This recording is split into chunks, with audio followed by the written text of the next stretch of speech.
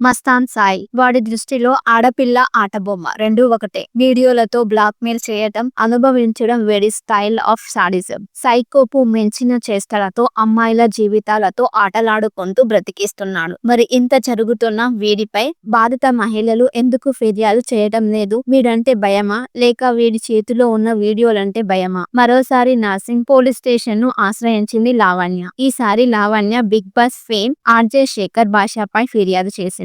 తనను కేసులో ఇరికించేందుకు మస్తాన్ సాయి, శేఖర్ భాష ప్రయత్నించారని లావణ్య ఆరోపించింది. అంతేకాదు ఆధారాలతో సహా పోలీసులకు ఫిర్యాదు చేసింది లావణ్య. మస్తాన్ సాయి, శేఖర్ భాష ఆడియోలను కూడా పోలీసులకు అందజేసింది లావణ్య. హీరో రాజ్ తరుణ్ లావణ్య కేసులో మస్తాన్ సాయి పేరు ప్రముఖంగా వినిపించింది. ఒక రకంగా లావణ్య పెంచి పోషించిన జాదూగాడు ఈ మస్తాన్ సాయి. రాజ్ తరుణ్ లావణ్య ఎపిసోడ్ 2 తెలుగు రాష్ట్రాల్లో ఎంత దుమారం రేపిందో అందరికీ తెలుసు. ఇప్పుడు అంతకు మించిన దుమారం ఈ మస్తాన్ సాయి హార్డ్ డిస్కులు రేపుతున్నాయి. హీరోల ప్రైవేట్ వీడియోలు కూడా వీడి దగ్గరున్నాయి. అతని బ్లాక్ మెయిలింగ్ వ్యవహారంతో గతంలో పదే పదే ఆరోపించిన సరైన ఆధారాలు లావణ్య దగ్గర లేవు. ఆ ఆధారాలు సేకరణ కోసమే మస్తాన్ సాయి నుంచి హార్డ్ డిస్క్ తీసుకుంది లావణ్య. తనకు సంబంధించిన ఆధారాల కోసం వెతుకుతుంటే అదే హార్డ్ డిస్క్ లో మైండ్ బ్లాక్ అయ్యేలా వీడియోలు బయటపడ్డాయి. వీడి ట్రాప్ లో పడిపోయి వందల మంది ఆడపిల్లల